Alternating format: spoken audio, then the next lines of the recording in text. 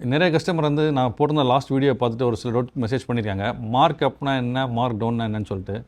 Simple. அது வந்து என்னென்னா, மார்க் அப்புன்ற வந்து நம்ம வாங்கக்கூடிய பொருளோட காஸ்ட் ப்ரைஸ் இன்க்ளூடிங் ஜிஎஸ்டி, அதாவது நெட் காஸ்ட்டோட இருக்கக்கூடிய ப்ரைஸ்லேருந்து என்ன மார்ஜின் வச்சு நம்ம செல்லிங் ப்ரைஸ் டெரைவ் பண்ண போகிறோன்றது தான் மார்க் அப். அதாவது 80 ரூபான்றது காஸ்ட் ப்ரைஸ் வருதுன்னு சொன்னால் 80 ரூபாலேருந்து ஒரு 25% வைக்கும்போது வரக்கூடிய 100 ரூபான்றது தான் வந்து நம்மளோட selling price.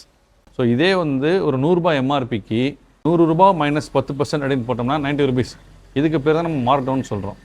So selling price வைக்கும்போது மார்க் அப் ஃபார்முலா யூஸ் பண்ண போகிறோமா, மார்க் டவுன் ஃபார்முலா யூஸ் பண்ண போகிறோமான்னு சொல்லி பார்த்து அதை ஆட்டோமேஷன் பண்ணிட்டீங்கன்னு சொன்னால் ஒவ்வொரு பேட்ச் புதுசாக வரும்போதுமே இது ஆட்டோமேட்டிக்காகவே செல்லிங் ப்ரைஸ் வந்து அக்யூரேஸாக எடுத்து வந்துடும்.